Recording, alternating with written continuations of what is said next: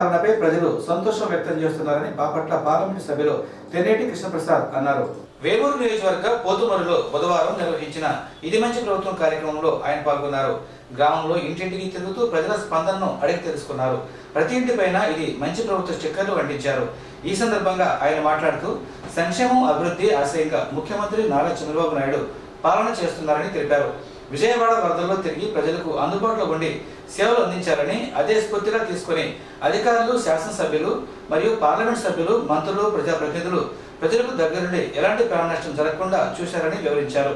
భవిష్యత్తులో మరిన్ని సంక్షేమ పథకాలు అమలు చేసేందుకు ప్రణాళికాబద్ధంగా ముందుకు వెళ్తున్నట్లు ఆయన తెలిపారు. పదే పదే బయట పట్టుకుని ఢిల్లీకి వెళ్ళి అందరు మంత్రుల, ప్రధానమంత్రి గారిని, ఫైనాన్స్ మినిస్టర్ గారిని, నిర్మలా సీతారామన్ గారిని, అందరు మంత్రులతో పోయి కలిశారు. నేను మా ఎంపీలందరినీ తీసుకెళ్లారు. రేపడ అందరినీ ప్రాధాయపడ్డారు. మీ తరఫున ప్రాధాయపడ్డారు.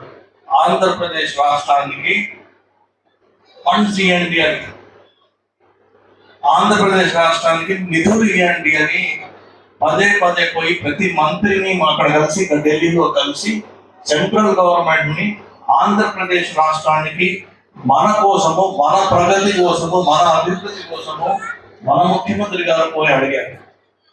దాని మూలాన ఇప్పుడు ఏమైందంటే మనకి అమరావతి సిటీ కట్టడానికి, నగరం కట్టడానికి, మహానగరం కట్టడానికి కేంద్ర ప్రభుత్వము 15,000 కోట్ల రూపాయలు ఇవ్వడానికి ఏర్పాటు చేయడానికి అప్పుకుంది. ప్రజా సంక్షేమంతో పాటు రాష్ట్రాభివృద్ధి ధ్యేయంగా కూటమి ప్రభుత్వం పనిచేస్తోందని వేమూరు శాసనసభ్యులు నక్కా ఆనందబాబు పేర్కొన్నారు. ఈరోజు మళ్ళీ మీరు అది తెలుసుకుని అధికారం ఇచ్చారు, మళ్ళీ కింద నుంచి మొదలు పెట్టాల్సిన పరిస్థితి వచ్చింది. ఆ రోజు ఆర్థిక లోటు, అప్పులు 14లో మనకి ఏ విధంగా ఉన్నాయో ఈ రోజు 14 లక్షల కోట్లు అప్పు చేసి, సర్వనాశనం చేసి ఈ రాష్ట్రాన్ని దివాలా తీపించి ఇలా అధోగతి పాలు పట్టించినటువంటి వ్యక్తి జగన్మోహన్ రెడ్డి అని చెప్పి. అందుకే రాష్ట్రం పునర్నిర్మాణం మళ్ళీ మొదలు పెట్టాం. దెబ్బ మీద దెబ్బ, 14కు ముందవ దెబ్బ, మళ్ళీ ఆయనకు 5 ఏళ్ళు అధికారం ఇచ్చినాక మళ్ళీ ఇప్పుడు కోలుకోవాల్సింది దెబ్బ. ఇన్ని ఇబ్బందులున్నా కూడా ఇచ్చిన హామీలు అమలు చేయాలనే సంకల్పం దృఢంగా ఉంది. కాబట్టి మీకు ఇచ్చిన హామీ ప్రకారం 7,000 రూపాయలు ఏప్రిల్ నుంచి 4,000 రూపాయలు పెన్షన్ చేస్తానని చెప్తే ఏప్రిల్, మే, జూన్ 3 నెలలు కలిపి జూలై నెల మొదటి వారం 7,000 రూపాయలు ఒకే రోజు ఇవ్వడం జరిగింది. ఒకే రోజు 99% పెన్షన్ పడితే ఆ రోజు వాలంటీర్లు లేకపోతే పెన్షన్ పంచలేమని చెప్పాడు జగన్మోహన్ రెడ్డి. ఎన్నికల ముందు, ఎన్నికల సమయంలో ఏప్రిల్, మే నెలలో మంచి నడి ఎండ, రోడ్డు మీదకి రావాలంటే వృద్ధులు భయపడిపోయే పరిస్థితులు, ఏదైనా చిన్న చిన్న జబ్బులున్నా, వృద్ధాప్యంలో ఉన్నవాళ్ళు బయటికి రావాలంటే ఎండలో ఇబ్బంది పడిపోయే పరిస్థితులు, చనిపోయే ప్రమాదం కూడా ఉన్నాయి. అటువంటి పరిస్థితుల్లో పెన్షన్లు ఇవ్వమంటే వాలంటీర్లు లేరు కాబట్టి పెన్షన్లు ఇవ్వమని చెప్పారు ఎన్నికల సందర్భంలో.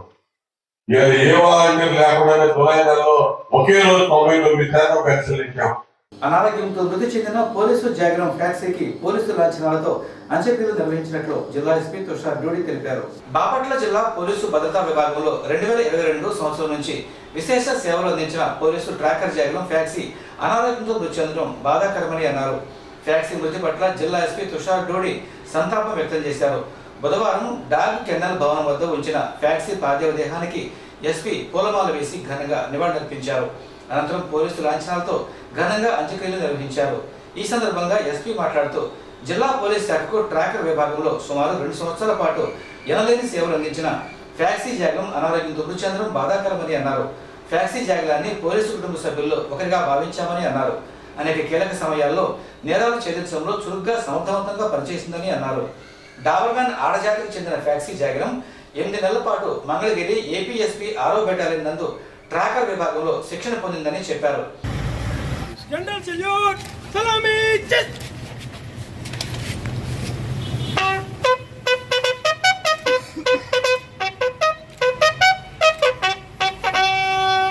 నగరం ఆక్స్ఫోర్డ్ ఇంగ్లీష్ మీడియం స్కూల్ నిర్వాహకులు వరద బాధితులకు సాయం అందించడం అభినందనీయమని తెలుగుదేశం పార్టీ నాయకులు అనగాని శివప్రసాద్ అన్నారు. వరద బాధితుల సహాయార్థం ముఖ్యమంత్రి సహాయ నిధికి విరాళాలు విలువలా వస్తున్నాయని రాష్ట్ర రెవెన్యూ శాఖ మంత్రి అనగాని సత్యప్రసాద్ సోదరులు శివప్రసాద్ అన్నారు. స్థానిక పార్టీ కార్యాలయంలో నగరం ఆక్స్ఫోర్డ్ ఇంగ్లీష్ మీడియం నిర్వాహకులు వరద బాధితులకు సాయం అందించేందుకు 50,550 రూపాయల చెక్కును అందజేశారని చెప్పారు. ఈ సందర్భంగా ఆయన మాట్లాడుతూ ప్రకృతి వైపరీత్యాలు సంభవించినప్పుడు బాధితులను ఆదుకునేందుకు స్వచ్ఛందంగా ముందుకు రావడం ఇతరులకు స్ఫూర్తిదాయకమని అన్నారు. ఈ మేరకు దాతలను అభినందించారు. తిరుపతి లడ్డూ ప్రసాదంలో వైసీపీ నేతలు కల్తీ చేసి మతాలకు రాజకీయ రంగు పొలవడం సిగ్గుచేటని జనసేన పార్టీ పట్టణ అధ్యక్షులు రాసంశెట్టి మహేష్ విమర్శించారు. తిరుమల తిరుపతి దేవస్థానం లడ్డూ నాణ్యతలో జరిగిన అవకతవకలకు నిరసనగా జనసేనాని రాష్ట్ర ఉప ముఖ్యమంత్రి కొణిదెల పవన్ కళ్యాణ్ చేపట్టిన ప్రాయశ్చిత్త దీక్షకు మద్దతుగా గురువారం పట్టణంలో ర్యాలీ నిర్వహిస్తున్నట్లు జనసేన పట్టణ అధ్యక్షులు రాసంశెట్టి మహేష్ తెలిపారు. ఈ మేరకు స్థానిక పార్టీ కార్యాలయంలో బుధవారం ఏర్పాటు చేసిన విలేకరుల సమావేశంలో ఆయన మాట్లాడుతూ భారతదేశం భిన్న మతాలు విభిన్న సాంప్రదాయాలకు నిలయమని అన్నారు. ప్రజలు మతాలకు సంబంధించిన విశ్వాసాల పట్ల గౌరవ మర్యాదలు కలిగి ఉండాలని కోరారు. వైసీపీ ప్రభుత్వ హయాంలో హిందూ మనోభావాలను దెబ్బతీసే విధంగా అనేక సంఘటనలు చోటు చేసుకున్నాయని చెప్పారు. రథాలను కాల్చివేయడం, ఆలయ గోపురాలను తొలగించడం ఇలాంటి సంఘటనలు అనేకం చూశామని అన్నారు.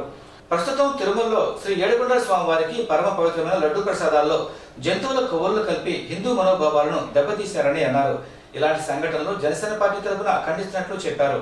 తాను క్రిస్టియన్ అయినా ఇతర మత విశ్వాసాలను ఆచారాలను గౌరవిస్తూ మతాలపై జరిగే దాడులను ఖండిస్తామని అన్నారు. జనసేన పార్టీ సిద్ధాంతాల్లో భాగంగా మత విశ్వాసాలను గౌరవిస్తూ ఏ మతం పైనైనా మత విశ్వాసాలపైన దాడులు జరిగినా పోరాడేందుకు జనసేన పార్టీ సిద్ధంగా ఉంటుందని అన్నారు.